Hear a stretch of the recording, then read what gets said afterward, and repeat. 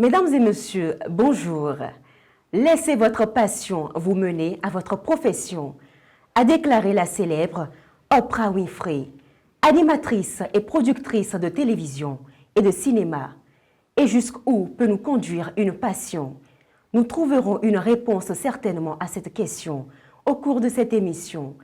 Parlons de ces femmes qui doivent, avec bravoure et courage, selon les temps d'antenne et de reportage, sortir de la maison à 4 heures, parfois à 3 heures du matin et rentrer le soir à 22 heures ou bien au-delà. Mais bien plus, malgré les contraintes professionnelles, elles ont le devoir de prendre soin de leur petite famille en tant que mère et épouse.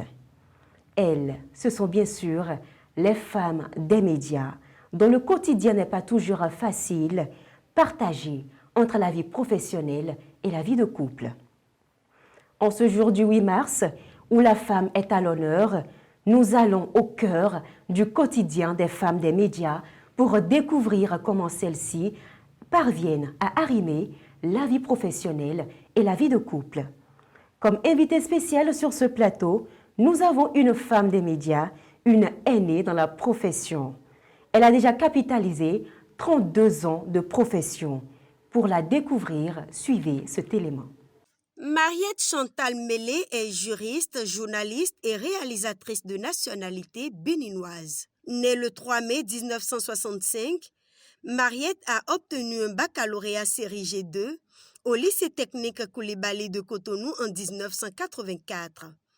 Mariette Chantal Mélé, c'est aussi un Master 2 International Management des médias à l'École supérieure de journalisme de Lille, mention très bien, un DESS en communication, médias et bonne gouvernance à l'École nationale d'administration 2 et à l'Université de Montréal au Canada, une maîtrise en sciences juridiques option 3, droit des affaires et carrière judiciaire et une panoplie de formations. La liste est bien longue. Elle a amorcé sa carrière de journaliste en janvier 1992 à la radiodiffusion et télévision du Bénin ORTB.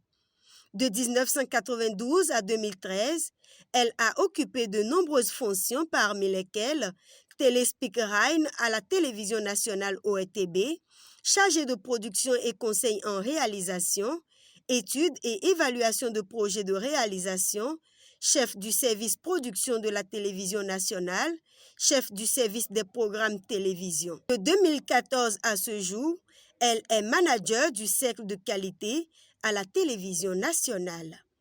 Sa passion pour les films documentaires lui a valu de nombreuses distinctions, parmi lesquelles son premier film, Le Défi, produit en 2000.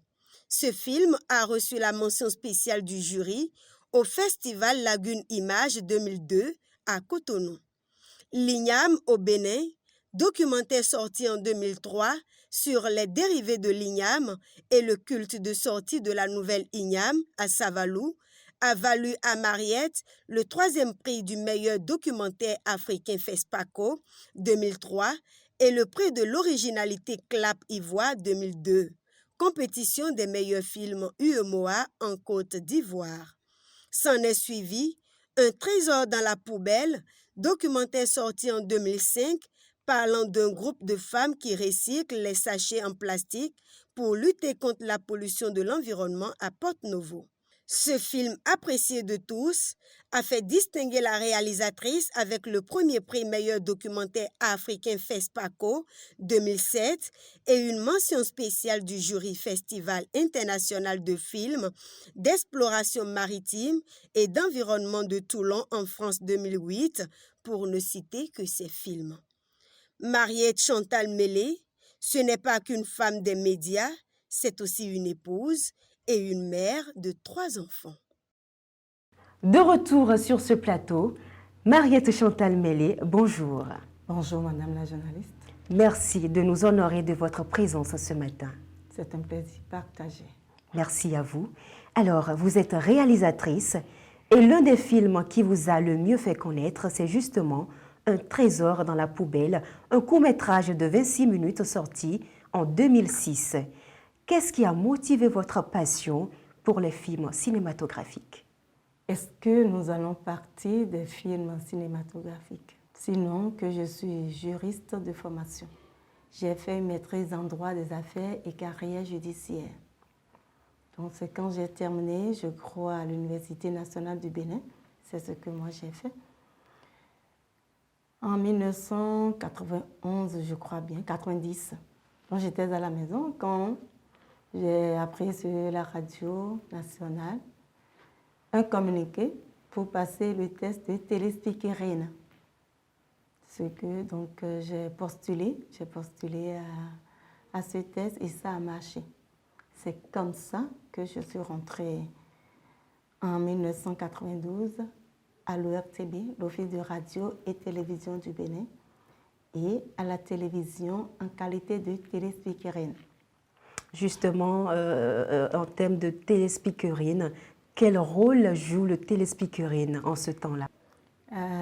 Ce sont, je veux dire, des jeunes filles, parce que si on disait des dames, non, des jeunes filles, qui achètent, d'abord, c'est elles qui ouvrent l'antenne, présentent le programme, mesdames, messieurs, bonjour, aujourd'hui, jeudi, nous allons suivre, donc donne tout l'ensemble du programme. Et maintenant, à chaque émission encore, elle vient pour annoncer l'émission et donner un petit résumé de cette émission. Donc, c'est ça, le rôle des téléspeakerines. Donc, c'est ça, c'est à ça que j'ai été formée. Quand je suis admise à ce concours, j'ai été formée pour servir en qualité de téléspeakerine. Donc, quand on est dans l'administration publique, il y a des redéploiements. Il faut également faire observer que, je crois, 2 ans ou 3 ans après notre recrutement, la profession de téléspeakerine était en voie de disparition. Il y a eu des redéploiements. J'étais d'abord allée à la direction des relations publiques de l'ORTB. C'est peut-être déjà là que j'ai eu contact avec l'art, le cinéma. Parce que je dois, pour certains clients qui le veulent, certains propriétaires de bars, de restaurants, disons d'entreprises, de sociétés, je dois leur faire, s'ils sont d'accord, des courts films de publicité. Donc c'est déjà en ce moment, on m'a appris les techniques de comment on peut rassembler des images et en faire une publicité. J'aurais passé 4 ans là et c'est après que j'ai été encore une fois affectée, comme on le dit dans la fonction publique, au service production de la télévision. Alors, à partir de là, j'ai vu mes aînés, je leur rends hommage. Ils faisaient, ils écrivaient, ils tournaient. De quoi les questions, je ne sais pas. Mais il s'est fait qu'à un moment, il y a eu un appel à candidature pour un film. J'ai postulé également. Ma jeune sœur Jemima Katraye, c'est le CIRTEF. Le CIRTEF, c'est le Conseil international des radios et télévisions d'expression française qui a lancé cet appel. Donc j'ai postulé, j'ai écrit, c'est mon premier film, Le Défi. Et ça, le Défi, bien sûr, sorti en 2000. Voilà, Le Défi. Donc c'est ça le premier film. C'était un défi pour moi-même, un défi parce que je n'avais pas fait une école, j'ai seulement vu faire, il faut alors imiter. Donc j'ai imité mes aînés et ça a pris. Donc à partir de là, je suis restée et voilà. Et également, il faut dire que pour ceux qui connaissent le service de production, souvent quand on vous a fait dans un service de production dans nos télévisions, peut-être africaines ou nationales, on se dit que c'est un garage. On se dit, mais ça c'est une sanction. Alors quand on m'a dit, je dis non, moi, personne ne peut me sanctionner, personne ne peut me garer. Et permettez-moi, je suis amie de Jésus. Donc je dis, c'est lui qui me trace ma voie. Et là où je suis, je dois fleurir parce que c'est sa volonté. Donc c'est comme ça, j'ai pris goût et j'écris des films. Et c'est venu, donc, est-ce que je dirais, ce n'était pas dans mon programme, vos projets. ou non, ce n'était pas du tout. Quand j'étais au lycée technique Coulibaly, j'ai fait le bac G2. Mon papa rêvait que je sois un expert comptable. Après, j'ai raté les mathématiques, donc aller à l'expertise comptable ne serait pas facile. Je suis rentrée dans les sciences juridiques. Elle a dit, bon, bravo, tu seras alors une avocate ou un avocat si on veut rester. Mais je n'ai pas été. Je suis allée Finalement, vous êtes ailleurs. entrée dans l'audiovisuel. Et voilà, c'est comme ça. Et comme l'audiovisuel a de la rigueur, vous le faites ou vous ne le faites pas. Et pour écrire un film, c'est encore davantage de rigueur. Donc, j'y suis allée et comme moi-même, par principe, j'avais déjà le sale caractère d'être rigoureuse et perfectionniste. Je suis restée dans l'écriture de films. Et voilà. Merci à vous, merci beaucoup. Alors, vous avez capitalisé 32 ans de carrière. Oui, 32 ans. De 92 à nos jours, c'est 32 ans effectivement. Que peut-on retenir de ces 32 ans de carrière? Il y a beaucoup de choses qui ont jalonné le parcours. Comme je vous ai dit, c'est Télé Speakerine, c'est la direction des relations publiques en tant qu'agent commercial, c'est également le service des productions et c'est également des postes de responsabilité, chef service production, chef des programmes de la télévision nationale. Justement, nous parlons aujourd'hui de la femme des médias. Voilà. Et vous avez fait 32 ans en tant que femme des médias. Vous avez certainement, personnellement, eu des acquis qui ont constitué pour vous des souvenirs, pourquoi pas. Faites-nous en part. Des souvenirs à la direction des relations publiques, oui. J'ai été désignée pour rencontrer une dame restauratrice. Elle vient de s'installer. Et c'est le directeur, le chef de service, a trouvé que c'est moi qui devais lui faire le travail. C'était votre première fois? Non, pas ma première fois. À notre première rencontre, bon, elle n'était pas très convaincue de ce que je peux lui faire le travail. Je crois qu'elle aurait téléphoné. C'est après que j'ai su, elle a téléphoné à ma responsable pour dire, mais non, elle ne voudrait pas de cette dame. Et elle de lui dire, mais c'est celle que j'ai à vous donner, je crois, pour ce que vous voulez, c'est elle qui va le faire. Tout ça se travaille dans mon dos, je ne savais pas. Et je lui ai réalisé le spot. Je lui ai réalisé son spot publicitaire, j'ai tourné, j'ai tout fait, un commentaire assez correct. Et ce spot a été diffusé, je crois, avant et après le journal télévisé de 20 heures. Un samedi. Elle est revenue. Elle est revenue demander à ma responsable de m'appeler, qu'elle doit me présenter ses excuses, que c'est un travail tellement bien fait et que suite, après la diffusion, son restaurant était rempli. Donc, qu'elle me présente toutes ses excuses. Moi, je dis non, moi, ça ne me gêne pas. Et bon, voilà, c'est comme ça, c'est un souvenir, ça m'est resté. Donc, je dis, voilà. Et pour le reste, bon, ce sont des prix que nous glanons par-ci, par-là. Et comme vous aviez dit dans votre introduction, comment est-ce que ces femmes font pour ajuster vie professionnelle et vie familiale, moi, j'ai la grâce d'être mère. Parce que être mère et épouse, c'est encore autre chose. Nous en venons à cette thématique-là. Progressivement, nous allons y arriver. Okay. Alors, une carrière appelle à un environnement de travail, des collaborateurs devenus, pourquoi pas, des amis ou plus que des amis. Nous allons suivre ce élément témoin pour découvrir davantage notre invité. J'ai exercé le métier de journalisme à l'ORTB 30 ans durant. J'ai fait du journalisme radio à l'ORTB. Et c'est dans cette maison que j'ai connu Madame Mariette Chantal Mellet. Pour moi, Mariette Chantal Mellet est un nom qu'il faut retenir quand on veut parler de la production à la télévision. Elle a commencé comme présentatrice à la télé. C'est en 1994 que que nous nous sommes rencontrés, elle et moi, aux relations publiques. Mariette Chantal Mêlé est pour moi aujourd'hui une sœur, une confidente et tout quoi. C'est une battante. Quand on lui confie un travail, elle veut le faire et bien le faire. Et c'est ce qui lui vaut le surnom de femme difficile, intransigeante, et de caractère trop dur. Mais derrière cette façade dure de Mariette Chantal Mêlé se loge dans sa poitrine un cœur doux,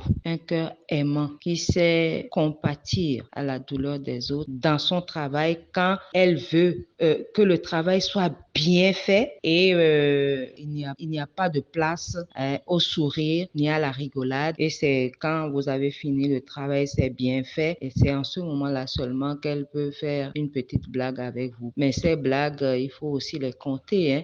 Voilà, vous venez de suivre cet élément témoin de votre collègue et ami. Quel sentiment vous anime après avoir suivi ce témoignage sur votre personne? Je trouve que vous ne pouvez pas être mieux inspiré. Oui, Claudine Atoum, que j'appelle affectueusement Nagan. Et oui, elle a dit qui je suis. Elle a dit qui je suis. Je suis Mariette Chantal Mêlé, dans sa rigueur, stricte rigueur au travail. Ça. Et ce n'est pas qu'au travail seulement.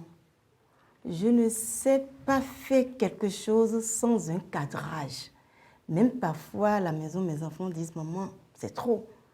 Parce que chez moi, on ne peut pas écrire le « i ». Le « i » sans le point, ce n'est pas un « i ». Le J sans le point, ce n'est pas un J. Donc, quand je prends le cahier, c'est la bagarre. Donc, je dis, c'est mon caractère. Ça ne m'a jamais gênée. Moi-même, parfois, quand je me présente, je décline mon caractère aux gens. Vous faites le choix d'être avec moi ou vous faites le choix de ne pas être avec moi. Mais quand on est avec moi, c'est dans cette rigueur que nous allons fonctionner. C'est vrai, c'est quand même une main de fer dans un gant de velours. En toute chose, il faut savoir raison garder. Mais pour notre profession, c'est comme ça. J'ai souvent travaillé dans la rigueur, je sais. Bon, les blagues, comme elle dit, je ne suis pas... Chacun a sa nature.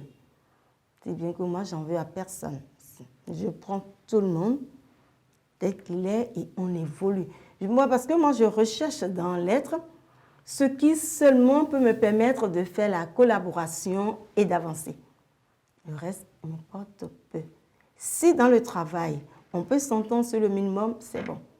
Parce que je ne suis pas de nature, bon, très amusante, passer des blagues par là, non. Je m'amuse, je donne quand même, parce que je suis quand même un être humain, je m'amuse avec les gens dans la limite de mes capacités, de ce que Dieu m'a donné, parce que moi, chaque chose, c'est une grâce et chacun est constitué d'une manière pour que le monde soit le monde. Voilà. Femme intransigeante, femme de rigueur dans son travail, qui n'aime pas faire les choses à moitié, mais avec toute la rigueur possible. Alors, vous êtes épouse, vous êtes également mère, mais aussi réalisatrice. Comment se présente le quotidien professionnel d'une femme réalisatrice de films documentaires? Alors, moi je vais corriger pour vous dire, j'ai la grâce d'être mère. Parce que être épouse et mère, c'est encore un peu plus compliqué que d'être mère. Moi, j'ai la grâce d'être mère. J'ai 3 enfants, 2 beaux garçons et une belle fille. Comment se présente ce quotidien? Depuis un certain temps, j'ai refusé de parler de difficultés, mais d'opportunités. Quand les difficultés se présentent à nous, ce sont des opportunités. J'ai refusé. Et dans mon vocabulaire, il n'y a plus le mot difficulté, il y a le mot opportunité. Comment on gère? C'est pas facile. C'est pas facile, même quand je dis que je suis... Bon, c'est vrai, je ne suis pas épouse, mais par moments, Quand il y a des programmes qui se font entre ton partenaire et toi, et c'est à la dernière minute, toi, on te dit, ah, tu as réquisitionné pour ci, pour tant, ça ne fait pas plaisir. Mais il faut gérer. Et comme je dis, tout c'est dans les négociations, les échanges, la communication entre vous et votre partenaire. Comment ça va se présenter? Parce que si ce n'est pas dans la profession que vous l'avez rencontré, que ce partenaire vous a rencontré, il va falloir vous asseoir. Vous allez lui dire les contraintes qui sont les vôtres dans votre profession. Moi, je peux vous dire, un jour, je devais aller tourner mon film L'igname au Bénin. J'ai pris tous mes rendez-vous à Saint-Valo.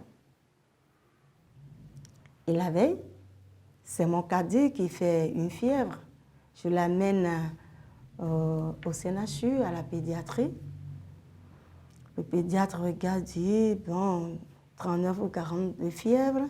Madame, vous serez hospitalisée. Je dis, docteur, toutes mes excuses, ce n'est pas possible pour moi. Mettez-moi une ordonnance, un traitement, je vais l'appliquer. J'ai eu l'ordonnance, le traitement, je suis sortie de là. J'ai juste appelé son père, j'ai dit, voilà la situation. Tous mes rendez-vous sont pris. Tous mes rendez-vous sont pris. Et c'est plusieurs mois de préparation. J'ai acheté, j'ai honoré l'ordonnance. J'ai appelé ma jeune sœur, j'ai dit, bien, toi, tu viens rester. Voilà, voilà. En ce moment, je parle de 2002. Il n'y avait pas les portables comme ça. Et c'est comme ça. Je suis partie. Bon, tout mon entourage me traitait de tous les noms. Comment est-ce que elle peut laisser un enfant fiévreux? Ça a été également la réaction de son père. Mais on a dit que le garçon fait 39 de fièvre, mais tu... Je l'ai écouté, j'ai dit bien. Dis-moi que si c'était toi, ton vol est à 1h, et je t'appelle, je dis, mais voilà, le garçon est en train de faire une fièvre de 40 degrés, dis-moi ce que tu allais faire. Il est resté sans réponse. Je dis, c'est pareil. Rien ne lui arrivera, toi tu es présent. Alors passe à la maison, sur le traitement avec ma soeur, et tout va bien se passer. Et c'est comme ça. Je m'étais rendue à Saint-Valo pour tourner le film. Donc c'est un peu notre quotidien. Et je dis, ce n'est pas la guerre, mais on négocie. Il y a des moments, vous négociez, c'est le travail. Qu'est-ce qu'on va faire? Mais c'est beaucoup de négociations et de tact. On ne peut pas se braquer. L'une non plus ne peut pas vous interdire d'aller travailler pour vous épanouir. Donc voilà. Alors, vous l'avez si bien dit tout à l'heure, vous avez eu la grâce d'être mère. Comment vous organisez-vous pour garder l'équilibre? Alors, l'équilibre, c'est dans ma tête, je l'ai toujours gardé. Parce que c'est l'amour. C'est l'amour. Et quand j'en parle, certaines femmes ne croient pas. C'est vrai que nous allons tôt, nous rentrons tard. Je vais peut-être, après vous dire que pour vos Days, mon équipe et moi, nous n'avions pas fermé les yeux. Mon équipe et moi, pour Days. Alors, revenons à l'équilibre. Mes enfants, je les lave moi-même. Bien que j'ai, comment on les appelle, les domestiques, je ne laisse personne ne faire ces choses. Je m'en occupe. Je les lave, je les amène à l'école. C'est bon si je ne dois pas aller en mission pour sortir très tôt de la maison, 3h, 4h du matin. Je fais tout ça. Je fais tout ça. Je trouve dans l'emploi du temps un temps pour le faire. Mes enfants, je m'en occupe. Leurs études, c'est peut-être quand ils rentrent en classe de CM1 que je prends un répétiteur. Sinon, je le fais moi-même. J'organise tout. C'est pour ça il est bon d'éduquer tous les enfants de la même manière. C'est pas une fille, bon, il ne doit pas aller à la cuisine. Vous connaissez bien mon garçon aîné, on a la journaliste. Je l'ai éduqué comme une fille. Il prépare, il fait tout. Ça me permet de garder l'équilibre. Parce que je dis, tu es mon enfant, la bonne peut partir du jour au lendemain. On a la bonne, mais quand moi, mes enfants rentrent en classe de CP, ils sont tenus de laver leurs tenues eux-mêmes. Les tenues de maison, ils doivent les laver eux-mêmes. Je leur apprends cela. Personne, il n'y a pas de bonne pour laver ça. Mon garçon, classe de soeur, doit pouvoir passer la serpillière, nettoyer douche et carreaux.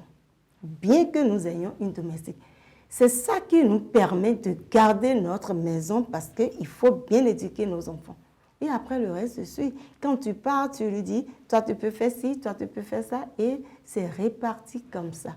Il y a pas, on ne met pas, on ne pourra pas forcément dire, il y a une balance, on met les enfants ici, on met la famille ici, on met le travail de l'autre côté. Non, on essaie d'ajuster à chaque moment. C'est comme ça, ça se passe. Même de loin. Je n'étais pas ici quand mon garçon, j'étais en voyage quand mon garçon a passé son CEP. J'étais dans un pays où il y a un décalage horaire, mais j'appelle. J'appelle pour savoir comment ça s'est passé. Le travail ne peut pas nous rendre absentes de notre maison. Je dis non. Donc, je me suis appliquée à cela, je me suis battue pour cela. Je m'occupe de mes enfants, peut-être, bon. Et ils peuvent encore dire que ce n'est pas ce qu'ils souhaitent, qu'ils veulent plus, mais bon. Et quand mon garçon, souvent j'écris mes scénarios la nuit. Donc si il se réveille la nuit, il me voit à table, il dit « Maman, tu veux encore partir ?» Parce que c'est que, bon, souvent quand j'écris mes scénarios, il faut aller les défendre dans un pays, la maquette pareille, donc souvent je ne suis pas... Mais je dis, je garde toujours présent à l'esprit mon rôle de mère et l'intérêt de mes enfants. Nous retenons donc que la présence est indispensable, peu importe le calendrier professionnel. Mariette Chantal Mellet trouve un temps pour pouvoir rester aux côtés de ses enfants. C'est une obligation. C'est pourquoi je suis même devenue casanière, parce que notre travail nous prend tout le temps. Quand moi j'ai un week-end, je ne sors presque pas. Je reste avec mes enfants. Vous pouvez, dans ma famille, on me connaît. Vous organisez des fêtes, je ne viendrai pas. Et comme je me plais à le dire, je ne suis pas guérie, quoi. Tous les week-ends, tu as un guéret, tu as un foulard, tu es à tel anniversaire, tu as tel maître d'enterrement. Non, je n'arrive pas à le faire. Parce que je dis, c'est le peu de temps que j'ai, je le passe à côté de mes enfants. Oui, c'est une obligation pour nous de le faire. Merci à vous, Mariette Chantal Mellet. Tout comme vous, elles sont nombreuses, ces femmes qui arriment la vie de couple et la vie professionnelle. Nous allons suivre quelques-unes d'entre elles. La caméra est sur nous, d'accord. Mais ça ne veut rien dire. Nous sommes des femmes comme les autres femmes. Hein. Et notre pouvoir s'arrête lorsque nous franchissons le portail de la maison. On redevient maman. On redevient la chérie, on redevient la petite sœur à protéger de quelqu'un, la femme à protéger d'un homme. Donc voilà, c'est seulement la semaine dernière que mon garçon m'a dit « Hé maman, ça fait 2 jours. Hein? » J'ai dit « De quoi tu parles ?» Il dit « Mais ça fait 2 jours, je ne t'ai pas vu. Parce que le matin tu es parti, j'étais encore au lit, c'était à 4 heures. Je suis partie à 4 heures et on ne s'est pas vu. Le lendemain, c'était pareil, il était encore au lit, je suis partie. Et il était encore au lit quand je suis revenue, mais on ne s'est pas vu. Donc, il me dit, ça fait 2 jours, je ne t'ai pas vu. Et maman, j'ai dit, non mais ça va. Et tu me pardonnes, non? Il dit, oui. À condition que tu m'achètes le biscuit, à condition que tu m'achètes le yaourt. Mais vraiment, on se taquine comme ça, mais ils comprennent. C'est ça le plus important. Il dit, maman, ça fait 2 jours. J'ai eu mal pour moi. J'ai eu mal pour lui. Je sais qu'il avait peut-être besoin de moi à la maison.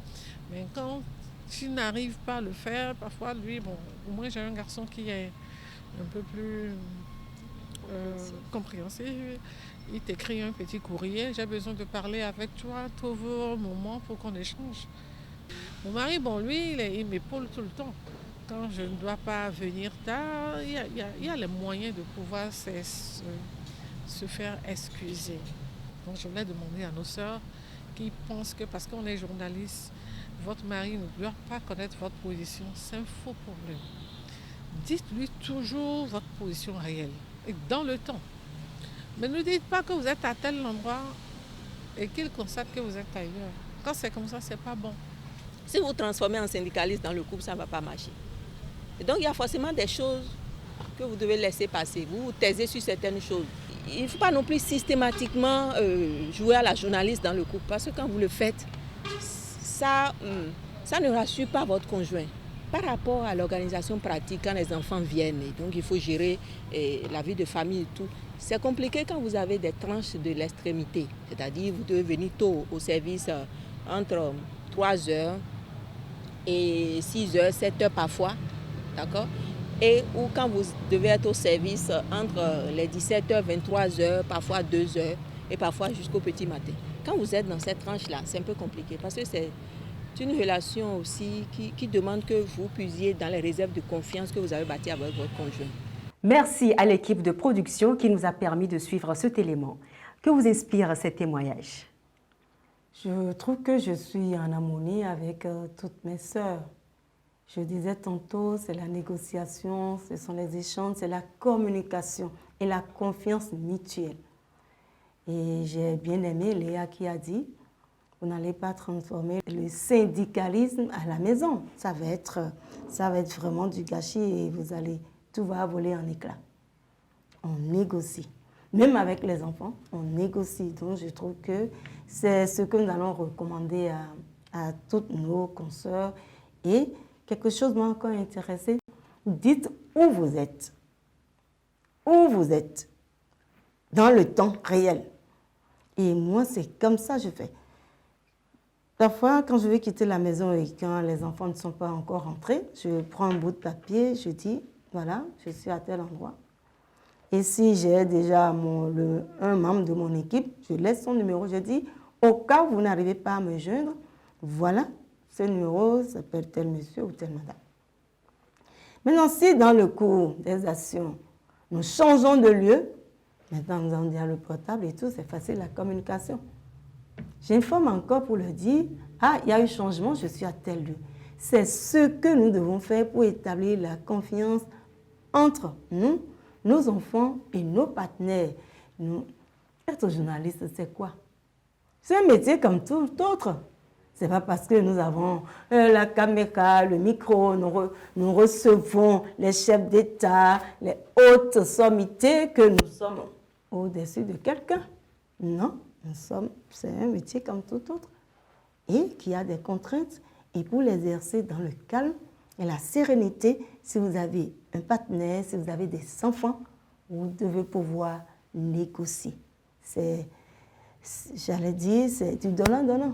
Parce que ce qui est sûr, lui aussi, votre partenaire aussi a ses contraintes professionnelles. Donc, on gère tout ça. Je crois que le ménage d'un journaliste n'est pas un ménage spécial. C'est comme dans tous les couples.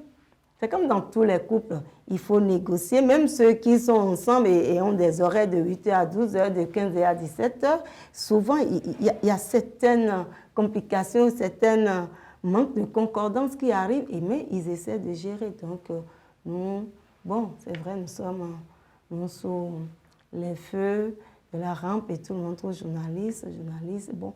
Et parfois, à tort, on nous traite des noms, non, de tous les noms d'oiseaux. Bon, ça, chacun a sa conception de la vie, chacun voit ce que l'autre fait comme il entend ou comme sa compréhension lui en donne la force. Nous, on fait notre travail et on passe. Parce que quand on dit journaliste, les gens s'inquiètent. Et la sage-femme qui nous accouche? Et la sage-femme? Ma fille, je l'ai accouchée à 0h30. S'il n'y avait pas le garçon à 23 heures, s'il n'y avait pas la sage-femme de garde, et pour voyager, nous voyageons à 3 heures du matin. Pour certaines compagnies, nous voyageons à 23 heures. Il y a des hôtesses. Donc, je me dis, c'est dans tous les métiers où il y a les contraintes. Donc, voilà, nous n'allons pas faire une stigmatisation sur les femmes des médias. Voilà. Alors, nous retenons donc que la communication et la collaboration sont très importantes. Et être le conjoint d'une femme des médias n'est pas aussi aisé. Suivons ceci. Je partage mon quotidien, pour ne pas dire que je vis avec quelqu'un, une femme qui travaille et qui est journaliste. Et des situations auxquelles on a dû faire face, je dirais que la situation la plus habituelle, c'est l'absence. Parce que voilà, c'est une profession assez prenante et il y a des heures d'antenne, de préparation et voilà, des heures qui font qu'il y a des rentrées tardives à la maison. Parfois, on sort un peu trop tôt. C'est une profession voilà, dans laquelle il y a des reportages donc, qui vont amener à s'absenter pendant plusieurs jours et tout ça. Avec comme corollaire voilà, et les enfants. Moi-même étant d'une profession où on n'est jamais présent à la maison, oui, les enfants peuvent parfois être un peu délaissés. Mais plutôt une situation, je dirais, parfois certaines émissions, surtout ce qui tourne autour du politique, peuvent être sensibles. J'ai peut-être en mémoire, je crois dans les années 2019, il y avait eu quelques tensions politiques où des véhicules de journalistes avaient été attaqués voilà, par des partisans d'un parti ou de l'autre. Et oui, voilà, c'est des situations quand même qui font paniquer parce que voilà, quand votre conjoint est journaliste, vous savez qu'elle est en reportage, voilà, et vous entendez que voilà, des journalistes sont attaqués, oui, c'est sûr que ça fait peur. Et s'il y a un côté sur lequel parfois on se bat quand même, c'est la gestion des enfants. Je dirais en un mot que dans tout couple où monsieur et madame travaillent, pour subvenir aux besoins des enfants, il y a toujours quand même le risque de délaissement des enfants. C'est au couple de trouver les voies et moyens pour quand même pousser les enfants à avancer et à trouver le juste milieu entre le temps qu'ils accordent aux revenus, le temps qu'ils profitent pour eux-mêmes et le temps qu'ils envoient aux enfants. Merci à la régie. Mariette Chantal Mélé, que doit faire selon vous la femme des médias pour mieux impliquer et avoir le soutien de son époux au quotidien dans ses activités professionnelles? Le mot que je voudrais retenir de l'interview que vous avez accordée à M. Quenom, c'est le juste milieu. C'est le juste milieu. Chacun cède un peu de lui-même. Et c'est le juste milieu. Alors, la question était... La question, bien sûr, c'est de savoir comment est-ce que la femme des médias peut faire pour impliquer et avoir le soutien de son époux au quotidien dans ses activités professionnelles. C'est déjà lui faire part de ce que vous faites comme travail. C'est déjà ça. Qu'est-ce que tu fais? Lui parler déjà. Échanger avec lui de votre thème de reportage. Ah, tu sais, demain, je vais à tel endroit, je vais... Et il peut vous donner des idées. C'est déjà ça. L'intéresser à ce que vous faites. S'il comprend ce que vous faites, s'il est intéressé, pourquoi il ne va pas vous accompagner? Maintenant, si vous faites la super femme, c'est vous, bon, le ridicule, ça pose problème. Et je pense que nos consoeurs et nous n'arriverons pas là. On intéresse, ils regardent. Parfois, moi, quand je finis d'écrire mon scénario, je le remets à mon partenaire, il lit, parce que lui-même, il a un peu de l'audiovisuel. Il lit, il dit, bah, c'est bon. Et à mon garçon également, bien qu'il soit jeune, malgré son jeune âge, il me dit, parce que s'il lit, je dis, si tu lis, quelle est l'histoire derrière? S'il comprend l'histoire, c'est qu'il a compris le film. S'il ne comprend pas l'histoire, c'est que non plus le téléspectateur ne comprendra pas. C'est ça. Donc, alors, cette difficulté m'amène à corriger mon scénario. Donc, c'est comme ça, tout ce que nous devons faire. Et nous le disons nous le disons à nous-mêmes, nous le disons à nos consoeurs, nous devons intéresser nos familles à ce que nous faisons, notre époux et nos enfants. C'est ça. S'ils partagent ça, nos difficultés, j'ai été sensible quand M. Kenom disait, ah oui, quand il y a eu vraiment l'attaque des voitures de l'ORTB et tout, ah, si vous êtes quelque part, vous apprenez ça, vous dites, ma femme est où dans tout ça? Vous téléphonez. Exactement. Mais si c'était déjà la dame qui se trouvait super et tout, bon, vous allez dire, bon, elle va se débrouiller. Donc voilà. Que doivent faire justement, selon vous, quand même, ces conjoints, ces époux-là qui ont pour conjointe des femmes des médias pour mieux les épauler dans leur profession? C'est la compréhension. C'est déjà la première démarche.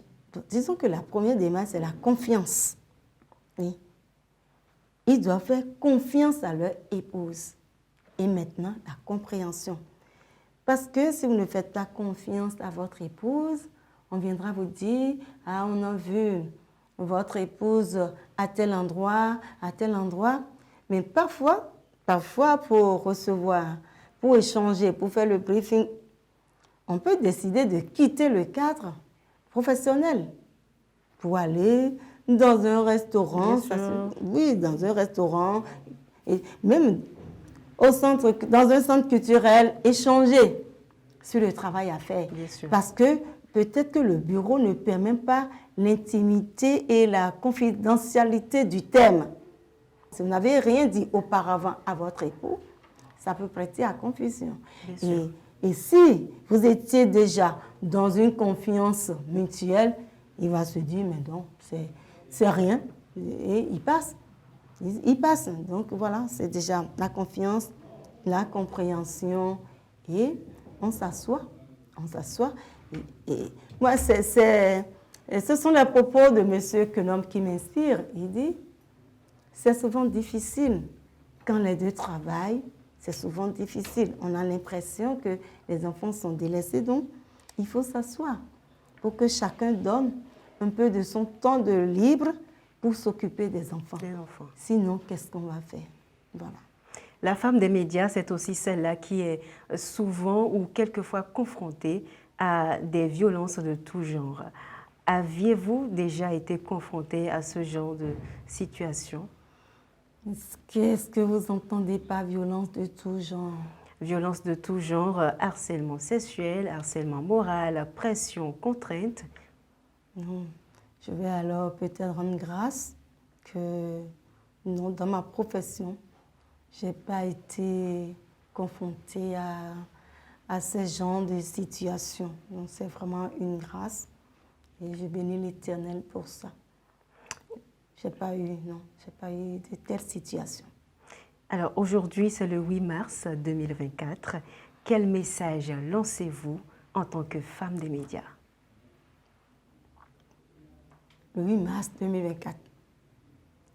Dans les recherches, le thème c'est investir dans les femmes. Qu'est-ce que je vais dire aux femmes? Avant d'aller aux femmes,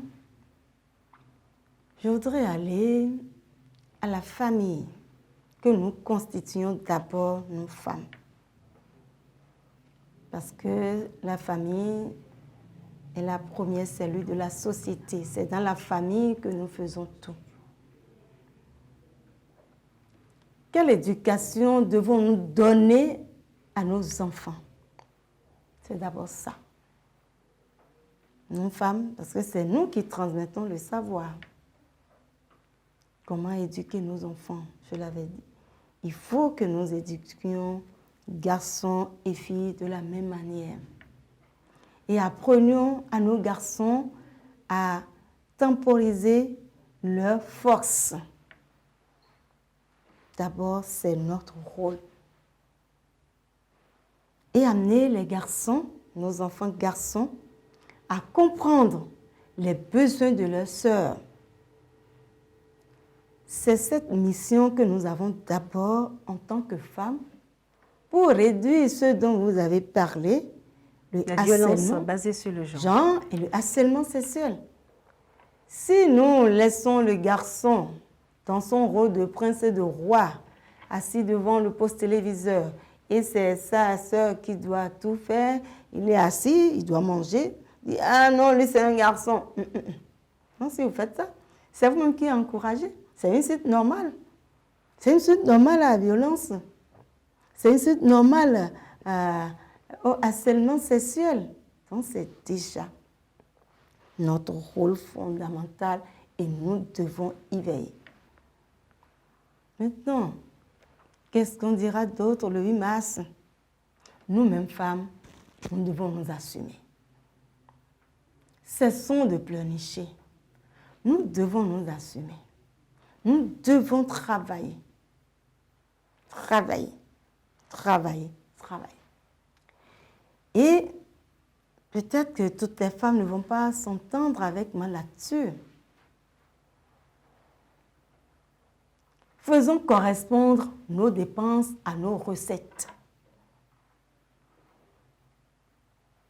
Faisons, femmes, faisons correspondre nos dépenses à nos recettes. Si tu gagnes 15 000 francs et tu veux te louer un appartement de 10 000 francs, tu prends tous les risques de ce monde. Ah oui, tu te soumets, tu t'offres toi-même à la violence. Qui va te combler le reste? Donc, et je me dis, à notre époque, ça se remarque.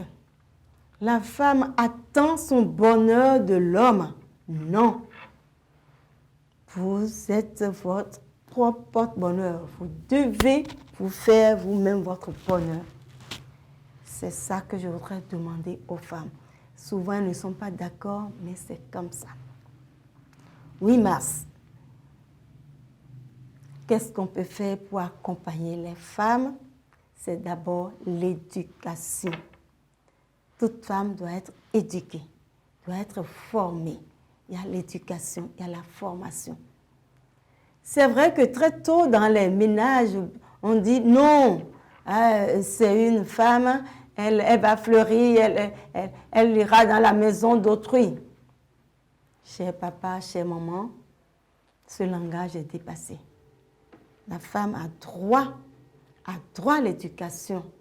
C'est seulement par là qu'on la sort également de toute inégalité. Et nous femmes également, nous devons chercher à exceller. On est souvent partisanes de moindres efforts. On dit, le peu là suffit, je suis femme. Non, on doit exceller. Chères dames, c'est aujourd'hui notre jour. Heureusement, la fête a diminué. On a réduit la fête, on a réduit les uniformes, donc nous ne sommes plus à cette époque d'uniforme et de fête. C'est déjà bon. Mais nous devons prendre conscience de pourquoi est-ce que cette journée a été instaurée. C'est pour voir quelle avancée il y a au niveau des femmes. Qu'est-ce qu'il reste à faire? Qu'est-ce que nous-mêmes nous avions compris de cette journée et qu'est-ce qu'on peut nous faire? C'est seulement à ce prix. La prise de conscience nous revient. Personne ne pourra faire quelque chose pour nous sans nous. Alors, prenons conscience. Mettons-nous dans la bataille sans revendication, sans syndicalisme, comme on a dit, la négociation. Et je crois que nous y arriverons. Merci à vous, Mariette Chantal Mêlé. Cette émission ne saurait prendre fin sans cette note de votre collaboratrice et amie Claudine Atorou. Voici son message. Ma sœur, courage. Tout est bien, qui finit bien. Tu finiras bien ta carrière et tu feras une longue retraite et tes enfants feront ta joie. Voilà mon message pour elle en ce 8 mars. Merci beaucoup et bon vent à votre émission. Un mot pour conclure cette émission, Mariette Chantal Mêlé. Oui, je suis émue, je suis très heureuse de ces mots de Claudine Dina. C'est vrai, elle a dit, nous nous sommes rencontrés depuis 1994 et on est restés. On est restés. Nous avions fait l'ENA 2 ensemble. Nous avions soutenu ensemble. Et nos enfants te connaissent. Quand je dois partir pour un long séjour, c'est chez elle que je laisse mes enfants. Elle est à la retraite. J'espère qu'elle va suivre cette émission où elle aura. Vous allez lui faire l'honneur de lui faire une copie. Je lui souhaite également une bonne retraite. Elle vient d'être mémée. Et je dis mémé Claudine, mémé Dina. Heureuse retraite à toi aussi et merci. Merci ma sœur chérie, je t'embrasse. Mémé Dina, Nanfi vous souhaite une heureuse retraite. Et voilà qui met fin à cette émission. C'était au cœur du quotidien des femmes des médias. Avec notre invitée spéciale, Mariette Chantal Mêlé, juriste, journaliste et réalisatrice. Nous avons discuté de l'équilibre de la femme des médias dans la gestion de sa vie professionnelle et privée. Jusqu'où peut nous conduire notre passion? La réponse à cette question est qu'elle peut nous conduire à faire d'énormes sacrifices tout en sachant raison garder. Nicolas de Champfort le décrit si bien. La passion fait vivre l'homme, la sagesse le fait seulement durer. Merci pour votre attention et merci à l'équipe de production. Bonne célébration à toutes les femmes et à très bientôt.